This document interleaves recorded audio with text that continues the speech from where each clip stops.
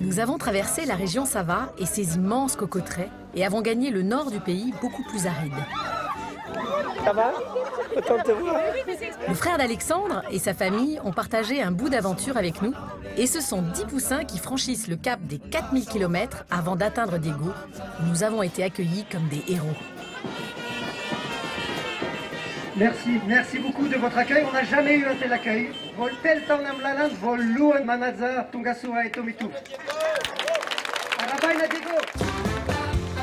Nous profitons pleinement de la chaleur accueillante de ses habitants et de son climat pour jouir des sites touristiques exceptionnels qui bordent la baie de la capitale du Nord. Oui, filet!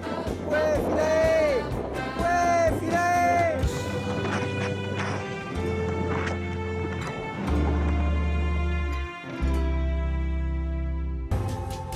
La baie de Diego s'appelle en malgache Ansiranan, l'endroit où il y a du sel. Pour une fois, la piste est rectiligne et en bon état. C'est une jeune femme qui s'est fait encorner par un zébu. Son zébu, de sa propre charrette, un zébu pas méchant, mais en le tirant, il a levé la tête et elle a eu de la chance. Aïe, aïe, aïe, tout s'arrête encore. Ben voilà, hein. On a une bandasse qui s'est coupée là. C'est fini pour lui, quoi. Et c'est sur ce Finistère battu par les vents que nous grimpons les derniers mètres vers cet immense poteau d'arrivée. Alors Revel, on retourne à Tana. On retourne à Tana là. Allez, go! Avec ce demi-tour, nous avons le sentiment que le retour au bercail vient de commencer. Il nous reste cependant près de 1000 km à parcourir en contournant la montagne d'Ambre par la côte ouest en direction de Nosy Be et de Majinga. C'est une espèce de soupe de poussière pulvérulente. Il y en a un peu. Beaucoup. Alors, c'est tout marron? On en a partout, quoi. Ah oui, fatigué, sale. Marcher à côté de la charrette devient impossible. Il y a un festival de Moreng, qui est la boxe traditionnelle malgache.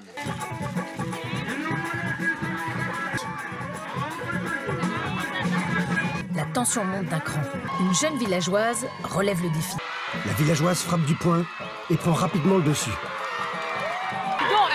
C'est violent. Pour les populations des campagnes enclavées, le moreng est aussi une façon de montrer aux gens des villes qu'elles existent. Finalement, il ne s'agit pas de gagner ni de blesser, mais d'offrir un beau combat et de montrer son courage. Le bal poussière est lancé avec les enfants qui vont enfin pouvoir s'en donner à cœur joie. Voilà le pourquoi du bal poussière. Mama Sauce réalise la coiffure locale sur la tête de Philae, les célèbres doudouks du Nord. Et une pente en cache toujours une autre. Quand c'est trop dur, il ne faut pas forcer, il faut décharger. La charrette rebondit comme un ballon. Revel, on y va doucement, hein. On force pas, hein, Revel. S'il y a un doute, on s'arrête, on arrange la route. Hein. Nous sommes heureux. Avec une femme merveilleuse qui me gave de mangue. Je crois qu'on va devenir des apôtres de la sobriété heureuse. C'est Madatreg en mode turbo-monde.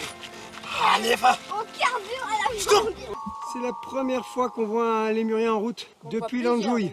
C'est absolument magique de voir un lémurien dans la vraie nature, c'est merveilleux. Je suis hyper contente de savoir que dans cette région de Madagascar qui est ma préférée, les gens ne mangent pas les lémuriens.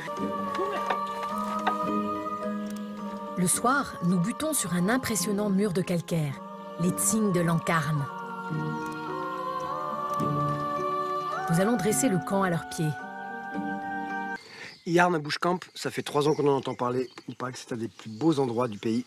Moins connus que les grands Tsing de Bemara, au nord de Morondav, les Tsing de Lankarn ont l'avantage d'être bien plus faciles d'accès à partir de Nosy Be ou de Diego. Depuis des millions d'années, l'érosion a sculpté ce calcaire pur en lui donnant ce faciès si caractéristique de clochetons et d'aiguilles acérées. Rien que dans ce massif, Jean-Claude a découvert un réseau de 28 km. C'est trop mignon, cette petite boule de poils. Est-ce qu'on peut considérer que c'est une grande colonie ou c'est une moyenne colonie? Ici, c'est les déjections des chauves-souris, ça s'appelle du guano. Et le trou que tu vois, ce sont les villageois qui viennent en ramasser parce que c'est un très bon fertilisant pour les cultures. C'est la première fois que j'en vois une aussi grosse. Oh mon Dieu!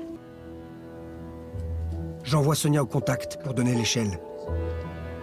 Jean-Claude veut maintenant nous faire découvrir les Tsing par le haut. Son grand œuvre à Yarn, c'est d'avoir ouvert un parcours entièrement sécurisé à la cime des Tsing. Qu'est-ce que c'est extraordinaire. C'est la première fois que je vois un paysage aussi fantastique.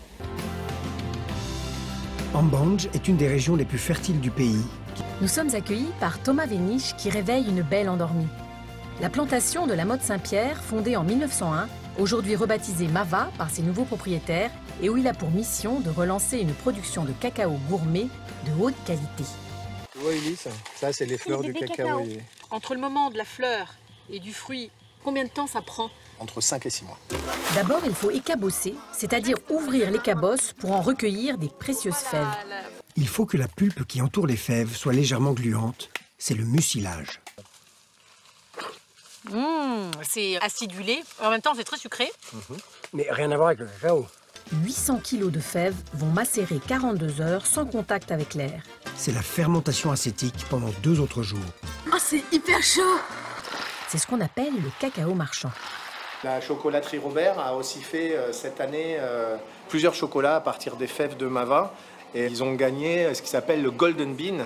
Zéro amertume. Il faut savoir que le cacao et le chocolat, c'est vraiment des matières qui sont très riches aromatiquement. C'est un peu d'artifice. Festival d'essence. Thomas, merci beaucoup. On rien, saura merci à maintenant vous. d'où vient le chocolat dans lequel on croque. C'est fini là, l'océan Indien là. Nosy Be arrive pour nous comme une récompense après toutes nos épreuves. Mais là, on part en chasse du plus gros poisson du monde, le requin-baleine. Ah, il est là. Il y en a un là. Prêt les enfants? Tu es prêt de filer? Ouais. Tu n'as pas peur? Non. Dès la mise à l'eau, nous tombons nez à nez avec un beau spécimen de plus de 6 mètres. Inspiré par Stella, l'intrépide Philae se risque à approcher la bête placide. Mais ces secondes vous marquent ta vie. C'est magnifique. Aux 4 points cardinaux autour de nous, la mer bouillonne.